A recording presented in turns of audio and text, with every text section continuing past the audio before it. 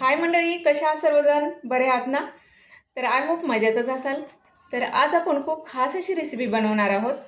तर आज आपण बनवतोय नाचणीचे हेल्दी, गुणकारी, पौष्टिक आणि भरपूर प्रमाणात कॅल्शियम, मॅग्नेशियम असणारे हे हेल्दी लाडू आपण बनवणार आहोत। तर तुम्ही नक्कीच राणी चॅनलला, राणी किचन डिशला जाऊन हा व्हिडिओ तुम्ही पूर्ण पाहू शकता। नक्कीच ही रेसिपी तुम्ही ट्राय करू शकता आणि मस्त असे हेल्दी लाडू तुम्ही बनवून खाऊ शकता। तर खूप सुंदर आणि खमंग असा हा लाडू आपला झालेला आहे अगदी।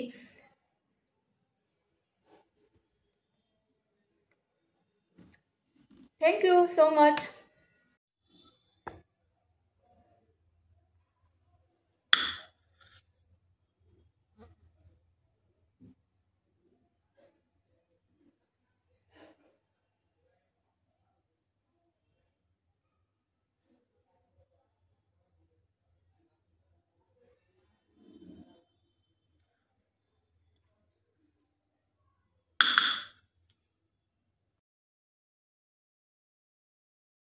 तर इथे आपण आज नाचणीचे लाडू बनवणार आहोत। तर त्यासाठी ही नाचणी पहा, ही नाचणी मी 2 दिवस मूड आणून त्यानंतर छानशी सुकवलेली आहे उन्हामध्ये। ही नाचणी भिजत घालायची आहे, 1 दिवस भिजत घालायची आहे। त्यानंतर दुसऱ्या दिवशी ह्याला बांधून ठेवायचं आहे आणि मग तिसऱ्या दिवशी छान असे याचे मोड येतात आणि मोड आल्यानंतर ते सोडून आपण असं सावलीला जरी पसरून दिलं तरी छान अशी नाचणी सुकली जाते आणि छान असे हे मोड आलेले तुम्ही कधीही ह्याचा यूज करू शकता। डोसा, इडली, लाडू काही ह्याचे उत्तप्पा बनवू शकता। अशा पद्धतीने तुम्ही स्टोर करू शकता। तर मी ते 50 ग्रॅम घेतलेले आहे मोड आलेली नाचणी। त्यानंतर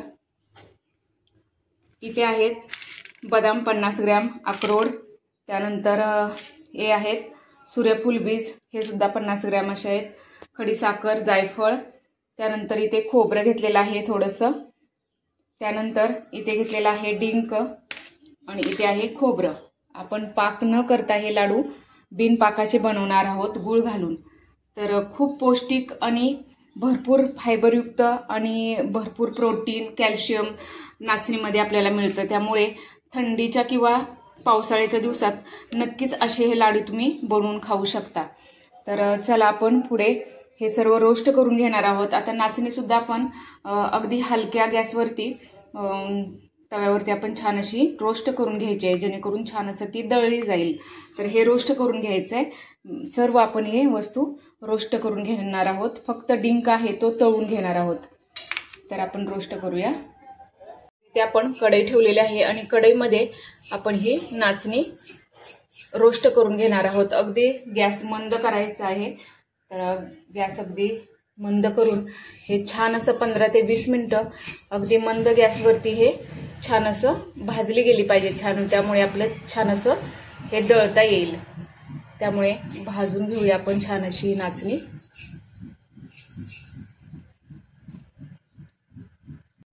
तरी ती आपली नाचणी छान अशी भाजली गेलेली आहे, पाहू शकता।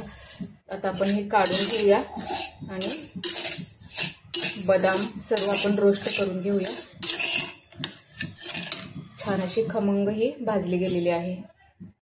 आता आपण बदाम आणि अक्रोड, सूर्यफूल बीज हे आपण छान असंच रोस्ट करायचं आहे। थोडंसं तूप घातलं तरी चालते, पण जेवढं छान असं हे खरपूस भाजेल तेवढं आपल्या लाडवाला छान अशी चव येते।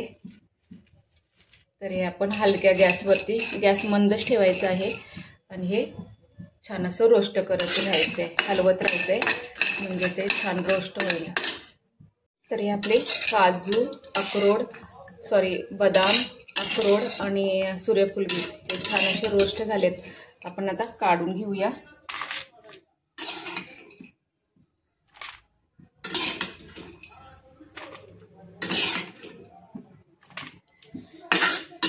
आता आपण खोबरं आहे ते आपण त्याच्यामध्ये रोस्ट करून घ्यायचं आहे। आपलं छान असं हे रोस्ट झालेलं आहे। तूप टाकलेलं होतं, थोडंसंच टाकायचं तूप, जास्त तुपात तळून घ्यायचं नाहीये। आता आपण जे ते खोबरं आहे ते आता रोस्ट करून घेऊया।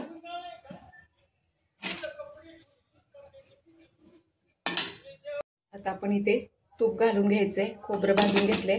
आता आपण डिंक भाजून घ्यायचंय तुपामध्ये।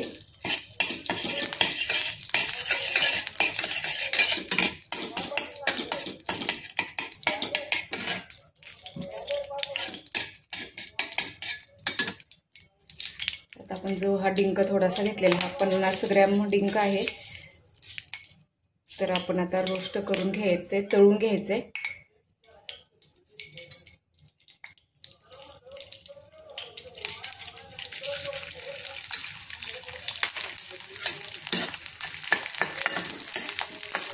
अगदी स्लो गॅस ठेवायचे आणि अशा प्रकारे तो तळून घ्यायचा आहे छान असा।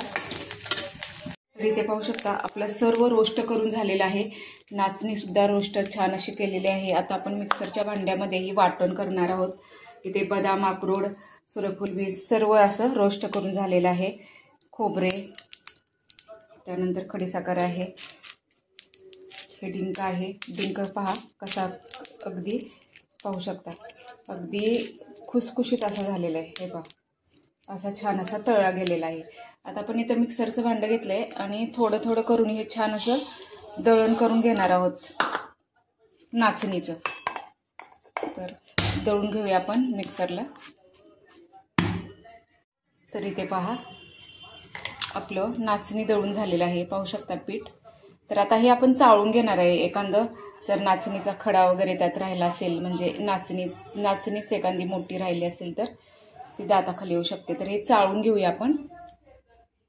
चाळून घेतलेले आहे आणि हे जे पीठ आहे ते ह्याच्यामध्ये आपण घालून चाळून घेऊया।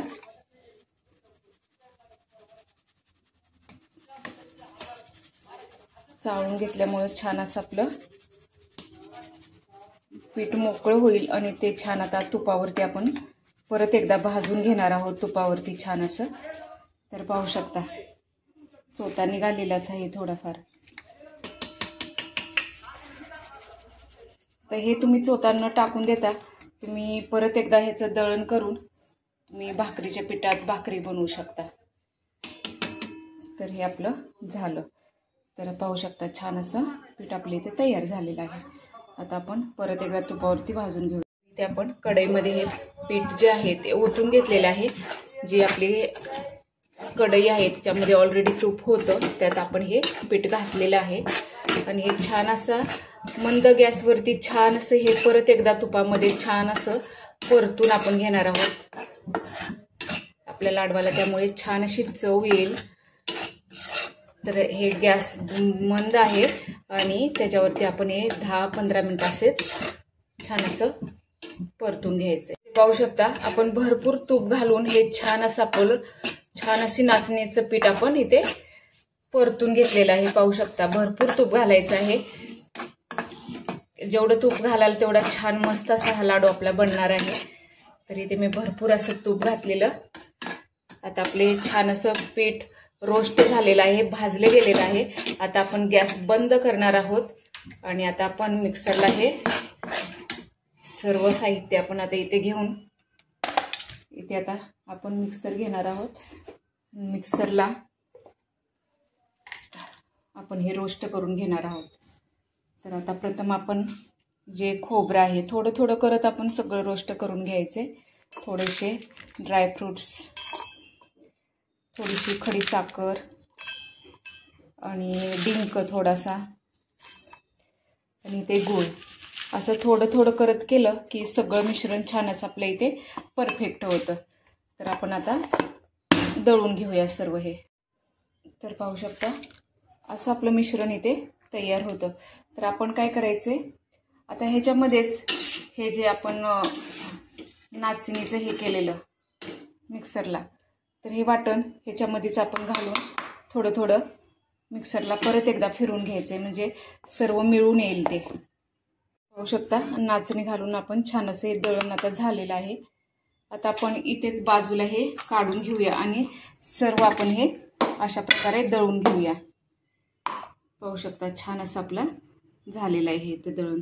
सर्व आता मिश्रण असंच दळून घेऊया। तर इथे पहा आपण सर्व आता हे मिश्रण तयार करून घेतलेलं आहे आणि आता हे जे खोबरं आहे ते बारीक न वाटता थोडंसं आपण ठेवलेलं आहे ते आता ह्याच्यावरती मिक्स करायचं आहे। हे पहा, आणि जो डिंक आहे तो पण मी थोडासा ठेवलाय, तर तो असाच खुसकरून ह्याच्यावरती टाकायचा आहे, जेणेकरून छान असं आपल्याला थोडंसं दाताखाली आलं तर छान असं आपला लाडू इथे लागतो.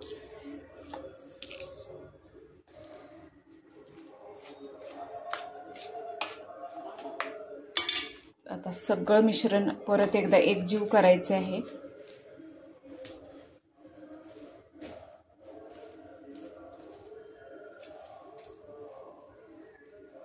आपलं नाचणीचं छान असं पीठ इथे मॅच झालेलं आहे.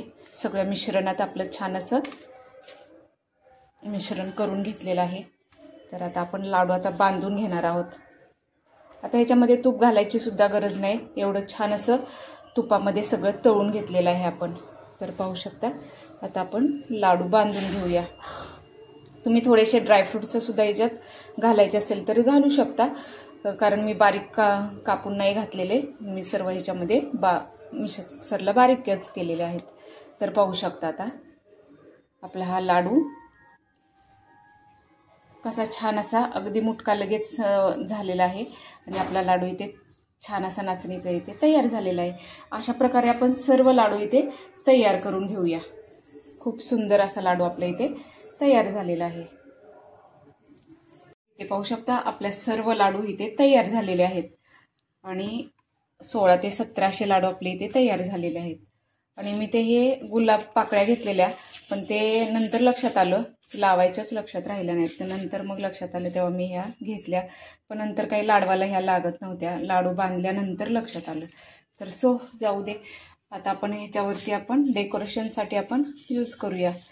तर अशा पद्धतीने तुम्ही नाचणीचे मस्त असे पौष्टिक, फायबरयुक्त, कॅल्शियम, मॅग्नेशियमयुक्त असे हे लाडू बनवून नक्कीच पावसाळ्याच्या दिवसात खाऊ शकता, मुलांना देऊ शकता. अगदी हे पौष्टिक असा लाडू सकाळच्या नाश्त्याला एक जरी खाल्ला तरी आपलं पोट भरपूर असं भरलेलं राहतं. तर नक्कीच ही रेसिपी तुम्ही ट्राय करा. आणि तुम्हाला माझा व्हिडिओ आवडत असतील तर नक्कीच लाईक करा, शेअर करा, कमेंट्स करा. चॅनेलला नवीन असाल तर प्लीज सबस्क्राईब करा, कारण येणाऱ्या माझ्या न्यू व्हिडिओज तुम्हाला नोटिफिकेशनद्वारे पाहण्यास मिळतील. तर चला आपण भेटूया अशाच न्यू व्हिडिओसहित. तोपर्यंत मस्त खा, स्वस्त राहा. Thank you so much.